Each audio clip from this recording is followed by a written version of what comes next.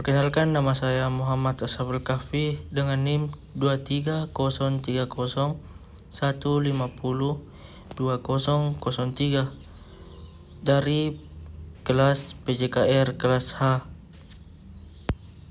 Adapun kali ini saya akan membawakan materi sejarah pendidikan, sejarah perkembangan pendidikan di berbagai peradaban, serta perkembangan pendidikan di Indonesia oleh dosen pengampu Andromeda Valentino Sinaga SS MPD.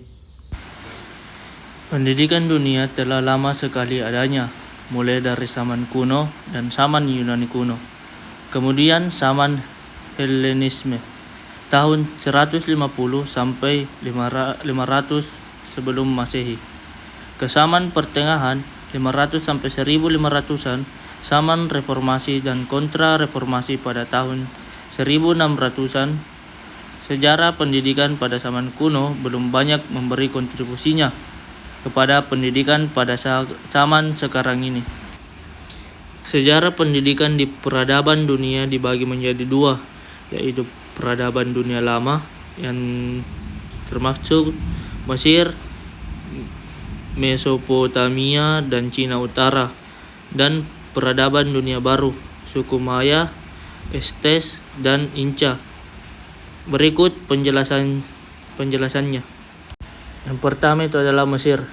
Budaya dan pendidikan Mesir dilestarikan dan dikendalikan oleh para imam. Pada waktu itu, ilmu humaniora dan mata pelajaran praktis seperti sains, kedokteran, matematika, dan geometri diajarkan oleh para imam di sekolah formal. Sedangkan itu, keterampilan kejuruan yang berkaitan dengan bidang-bidang seperti arsitektur, teknik, dan patung umumnya diajarkan di luar pendidikan formal. Mesopotamia mengembangkan pendidikan yang sangat mirip dengan Mesir. Pendidikan formal bersifat praktis dan bertujuan untuk melatih ahli kitab dan imam. Orang Mesopotamia juga mengembangkan pendidikan membaca, menulis, dan agama dasar hingga pendidikan tinggi di bidang hukum, kedokteran, dan astrologi. Selanjutnya, Cina Utara. Peradaban di Cina Utara dimulai dengan munculnya era Shang. Dengan berlakunya praktik pendidikan yang kompleks, faktanya setiap fondasi penting dari pembentukan karakter Cina modern telah diterapkan sejak peradaban awal. Maya. Bangsa Maya diketahui memiliki budaya yang sangat religius. Mereka beranggapan bahwa imam merupakan salah satu faktor yang paling mempengaruhi dalam pengembangan masyarakat.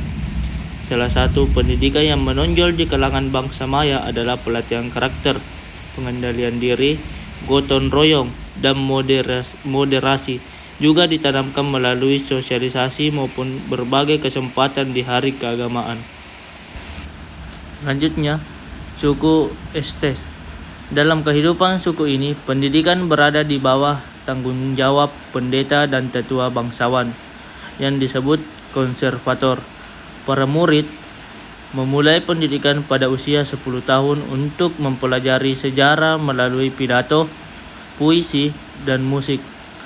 Alat bantu visual seperti representasi grafis sederhana juga digunakan untuk memandu fase membaca, mempertahankan minat, dan meningkatkan pemahaman fakta dan tanggal. Selanjutnya, suku Inca.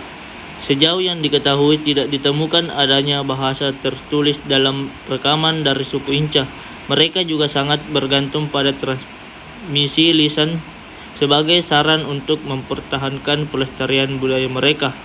Pendidikan Inca dibagi menjadi dua kategori: pendidikan kejuruan untuk suku Inca biasa dan pelatihan yang sangat formal untuk kaum bangsawan.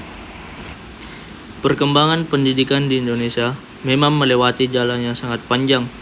Dari waktu ke waktu ada transformasi pendidikan agar arah pendidikan di Indonesia menjadi lebih baik lagi. Transformasi pendidikan di Indonesia biasanya dilakukan dari kurikulum yang digunakan, teknik pengajaran guru, cara mengakses pelajaran dan sebagainya. Bisa dibilang pendidikan di Indonesia sekarang sudah lebih baik, terlebih dengan hadirnya teknologi yang semakin canggih. Pendidikan di Indonesia sudah dimulai sejak zaman kerajaan Hindu-Buddha, di mana dari masa ke masa sistem pendidikan yang digunakan sangat berbeda. Pendidikan pada masa kerajaan Hindu-Buddha, pendidikan pada masa ini sangatlah kental dan identik dengan keagamaan. Pelaksanaan pendidikan dilaksanakan di padepokan-padepokan. Materi pembelajaran yang dipelajari ternyata cukup banyak, seperti bahasa dan sastra, ilmu kecakapan, teknologi, ilmu agama, ilmu eksakta, ilmu perbintangan, ilmu kemasyarakatan, ilmu sosial, ilmu pasti, seni bangunan, perhitungan waktu, seni tari, dan sebagainya. Pendidikan pada masa kerajaan Islam. Pada masa kerajaan Islam, pendidikan di Indonesia berlandaskan dengan ajaran agama Islam. Pendidikan agama Islam pada masa ini disebut dengan pendidikan Islam tradisional. Pendidikan Islam tradisional ini tidak diselenggarakan secara terpusat, tetapi diupayakan secara perorangan yang diajarkan oleh ulama di suatu wilayah tertentu. Pendidikan pada masa Portugis dan Spanyol. Pada abad ke-16, bangsa Portugis dan bangsa Spanyol datang ke Indonesia dengan tujuan untuk berdagang dan juga misionaris, yaitu menyebarkan agama Katolik. Pada masa itu, bangsa tersebut juga mendirikan sekolah dengan kurikulum yang berisi pendidikan agama Katolik. Selain itu, murid juga diajarkan dengan mata pelajaran yakni membaca, menulis, dan juga berhitung. Pendidikan pada zaman kolonial Belanda. Perkembangan pendidikan pada masa ini secara ketat oleh Belanda. Meskipun pada kolonial Belanda, sistem pendidikan di Indonesia sudah terstruktur dengan baik. Akan tetapi, anak-anak Indonesia memiliki kesempatan pendidikan yang sangat terbatas. Sebagian kecil saja yang bisa menikmati bangku sekolah. Akibatnya, mayoritas masyarakat Indonesia buta huruf. Pendidikan pada masa Jepang. Saat Jepang mulai menguasai, kekuasaan kolonial Belanda mulai runtuh. Runtuhnya masa kolonial disertai dengan tumbangnya sistem pendidikan, di mana pada masa Jepang menghapus pembagian sekolah berdasarkan kelas sosial. Artinya, sekolah-sekolah untuk semua pribumi dibuka, sedangkan untuk sekolah Belanda ditutup. Pendidikan pada masa kemerdekaan. Jenjang pendidikan pada masa ini sudah mulai disempurnakan menjadi SNTP dan SMTA, serta memulai mempersiapkan sistem pendidikan nasional sesuai dengan Undang-Undang Dasar 1945. Pada masa ini juga ditetapkan jika sistem pendidikan nasional adalah Undang-Undang Dasar 1945 dan Pancasila.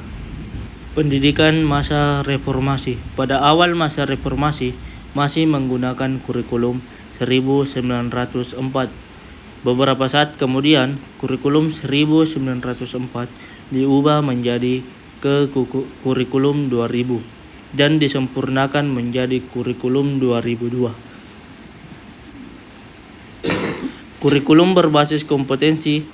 Kurikulum ini fokus pada 3 aspek utama, yaitu aspek afektif, kognitif, dan juga psikomotorik. Pada tahun 2005, kurikulum 2002 digantikan dengan kurikulum tingkat satuan pendidikan yang disingkat dengan KTSP.